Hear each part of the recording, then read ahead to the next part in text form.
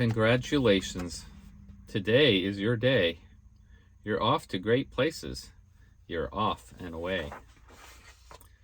You have food in your fridge. You have gas in your tank.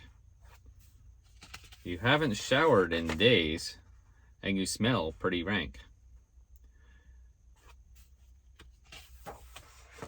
You'll look up and down streets. Look them over with care. About some you will say, I don't choose to go there. With your camper all loaded, you're ready to battle. The washboarded roads, the dishes that rattle. And you may not find any places to park before the sun sets and it starts to get dark.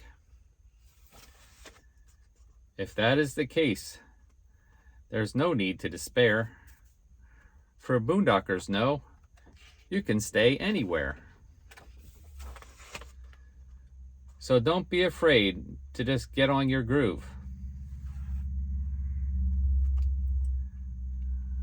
The worst they can do is ask you to move. Before long, you'll see you're the boondocking champ. Oh, the places you'll go. Oh, the places you'll camp.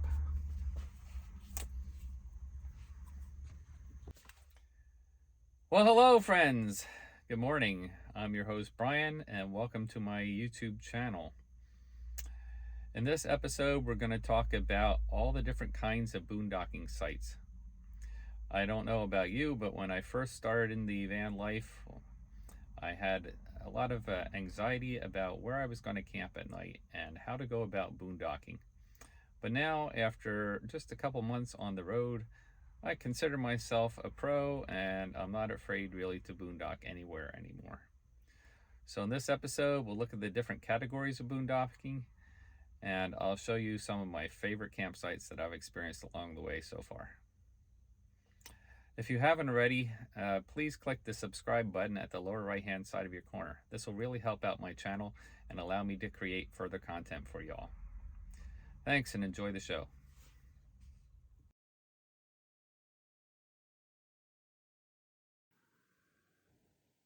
Number 10 on my top 10 places to boondock is pay campgrounds. Technically, pay campgrounds are not what I consider boondocking, since you have to pay to stay there. But on occasion, it might be the only option, or you might need to really dump your gray water or get a hot shower, or have some of the amenities that campgrounds offer, such as a camp store. Things that I don't like about pay campgrounds is that they often cramp you into very close spaces where your neighbors are right on top of you, and they have dogs and kids running around, and it's often loud, and the showers are not always the cleanest either. So I try to avoid pay campgrounds whenever possible. And after all, the whole point of boondocking is to get away from it all. Having said that, there are different kinds of pay campgrounds, of course. You can go from the more elaborate, such as a KOA campground. These are often clean and readily accessible right off the interstate highway. And they have lots of extra amenities like laundromats and playgrounds, and sometimes even movies that they can show. However, KOA campgrounds are also among the most packed and the most crowded, and they are also the most expensive. Whenever possible, I prefer to go to a private campground, a family-run campground instead. These are smaller, and they often tailor to your needs individually. Having said that as well, if you're in a camper van like I am, always ask for a tent site instead of an RV hookup site. This will cost you less money, and it'll also get you away from the crowds.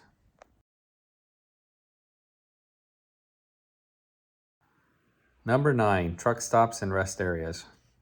Again, this is not the most ideal place to boondock because the trucks are often very noisy and run their generators all night long.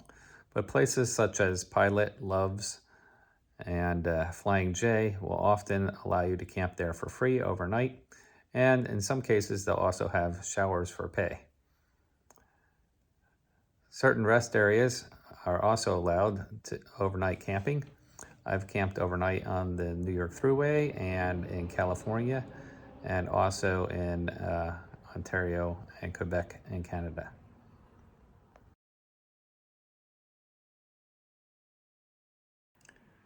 Number 8, street parking. So if you have a stealth camper van, kind of like I do, where the only thing that is indicating that it might be a camper van is the fact that I have a max air fan vent on the rooftop. My solar panels are actually compact and close up against the roof of the van, so you can't tell that it's a camper van from the solar panels. But if you're a stealth camper, or even if you have a Class B and you want to try to park in the street in a city, this is another option for you. I have only done this a few times. I've camped in Rockland, Maine, outside of an art museum, and I've also camped in Cape May, New Jersey, only a couple blocks from the beach, in front of bed and breakfast.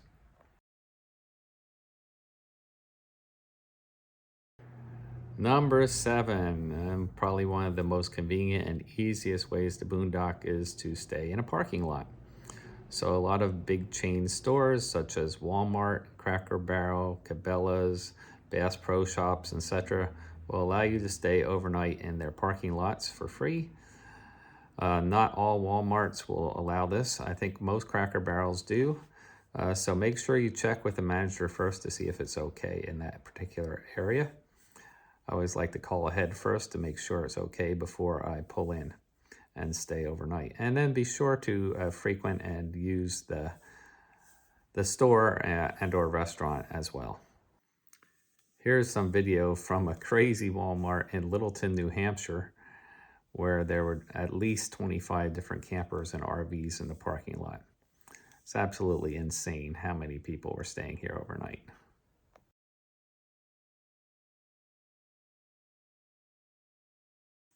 So please be respectful of the premises and don't dump your gray water there. Don't put your sliders out. Don't set up camp chairs, etc. Come in late at night and then leave early in the morning and leave no footprint behind. Practice your normal leave no trace principles.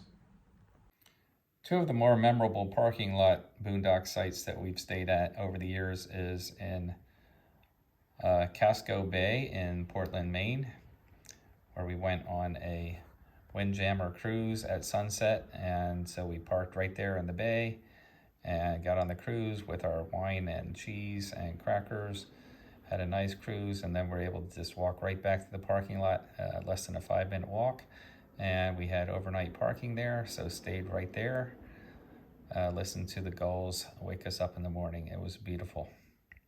Enjoyed a nice sunset and sunrise. The second place was in Skyland Tower parking lot in Niagara Falls. So we went to Niagara Falls and enjoyed the afternoon, rode the Maid of the Mist, and then went up Skyline Tower at dusk to see the sunset and watch the illuminated waterfalls and the fireworks over Niagara Falls, and then just stayed in the Skyline parking lot overnight since we had paid for 2 days of parking.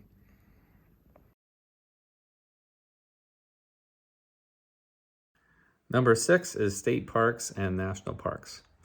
Again, as with number 10, which was pay campgrounds, this is a place where you're going to have to pay to go camping. However, it's a notch above your typical private campground. The state parks and the national parks are usually more remote and has a more natural camping experience where the sites are spread out a little bit more evenly.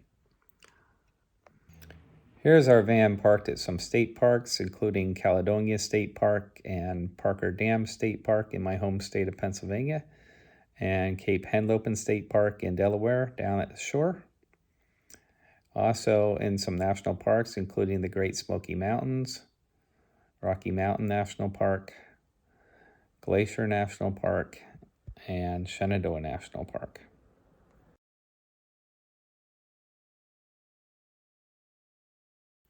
Number 5, Pulloffs. You might be surprised that Pulloffs ranks so high in the list. However, this is primarily due to 3 magical days I had in 2021 on the California and Oregon coastline. Driving north on the Pacific Coast Highway is often hard to find good places to boondock. However, I found a few spots on iOverlander that were absolutely amazing. On July 25th, we stopped just off of Pacific Coast Highway 1 North at Jenner, California, at the location shown here. And we woke up in the morning of July 26th on this cliff overlooking a seal nursery. Looking down, having breakfast, we heard the seals barking and watched them swimming and getting in and out of the water. It was absolutely amazing. It's exactly what van life and boondocking is all about. Then the evening of July 26th, a little farther north in California off of Highway 101, just outside of the Humboldt Redwoods State Park, near the Avenue of the Giants on 101 southbound, we stayed at Vista Point, which had this beautiful overlook. And then only one day later, to top it all off, we are on the Oregon coast in the Samuel Boardman Scenic Corridor, just north of Arch Rock, where we found this amazing pull-off overlooking the Pacific Ocean, and only about 5-minute drive back down to Arch Rock, where we had these incredible sunset views. We also had some great pull-off experiences in Canada on our July 2022 trip. For example, this place along the St. Felicity on the St. Lawrence Passageway in Quebec. Many of the small towns along the Gaspé Peninsula have these pull-offs, small rest areas that have picnic tables and can maybe fit about 10 cars. And a lot of them you can free camp at, overlooking the St. Lawrence River. Absolutely beautiful. We had another experience in Cape Breton Highlands, just outside the national park on the Cabot Strait, where we had these beautiful sunrise views from our boondocking spot, just to pull off right outside the park.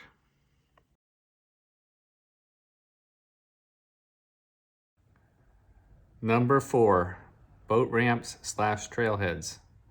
Sometimes the best place to camp is right when you're about to do an activity. So if you're going fishing or if you want to take a hike, maybe you park right in the boat ramp or at a trailhead.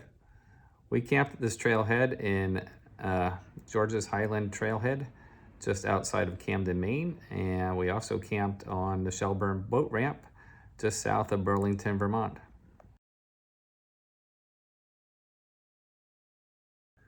Number 3, national recreation areas, national seashores, and national grasslands. We had some really great experiences camping in these areas. Under national recreation areas, we stayed in the Flaming Gorge National Recreation Area, down Jug Hollow Road, right on the lake there. Beautiful waters. We also stayed at Gully Tailwaters Campground, which is a free dispersed camping site inside New River Gorge National Park in West Virginia, right near Somerville Lake, great for recreation. Another place we stayed at, maybe not a national recreation area per se, was the SITLA, State Sovereign Land, outside of Moab, just opposite the entrance to Canyonlands National Park, and a little bit north of Moab and Arches National Parks. We also stayed at some national seashores. Now, admittedly, these were pay campgrounds. One of them was in Assateague Island National Seashore. We stayed in the Oceanside Campground. They also have a Bayside Campground, but we preferred the Oceanside Campground. You just walk over the dunes and you're right on the beach. Also, look for the wild ponies while you're there. Another place we stayed was Cape Hatteras National Seashore at the Oregon Inlet Campground. Again, just a short hike over the dunes and you're right on the beach.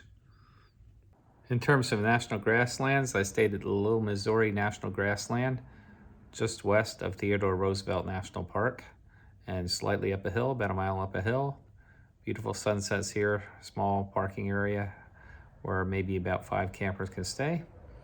Also stayed at the Buffalo Gap National Grasslands, which is just north of the entrance to Badlands National Park, also called Nomad View.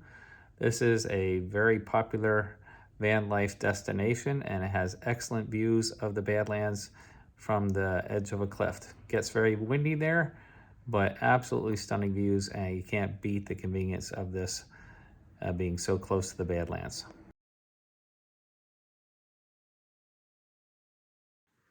Number 2, national forests and state forests.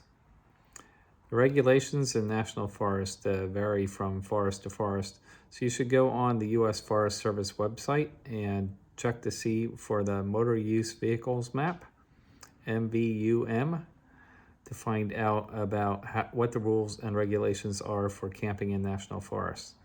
Usually there are certain designated sites that you can camp at.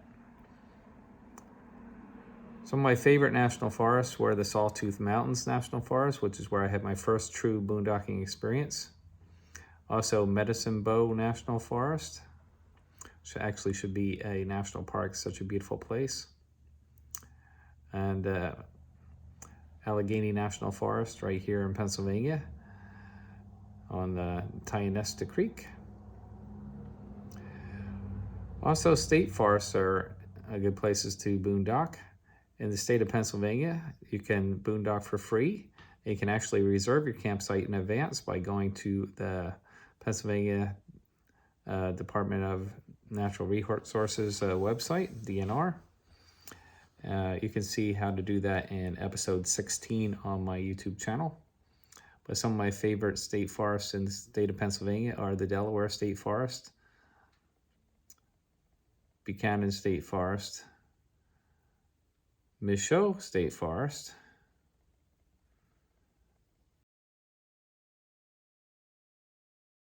Tioga State Forest,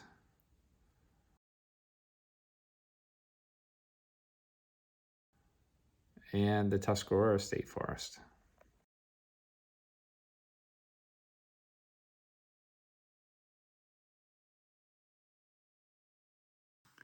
Number 1 is BLM land and Crown land. BLM stands for the Bureau of Land Management, and this is multi-use land that's owned by the federal government. And Crown land applies in Canada. This is land that's owned by the Crown, or the government of Canada. The rules are very similar between these two. Pretty much it's free space where you can camp anywhere that looks like a reasonable spot within a short distance from a dirt road. Where usually you look for where there is a previously existing fire ring because you want to use leave no trace principles, and you just stay at one of these spots. These spots are often the most remote and the most scenic and the most beautiful. I've had good experiences at Henry Lake BLM, which is just outside of West Yellowstone, a good place to stay if you're visiting Yellowstone National Park and Grand Teton. I've also stayed at Tom's Best Spring Road, just outside of Bryce Canyon National Park, very convenient. We stayed just east of Zion National Park off of Route 9. And we also stayed at my favorite boondocking spot in all of the U.S., which is in Alabama Hills in Southern California at the foot of the Sierra Nevadas.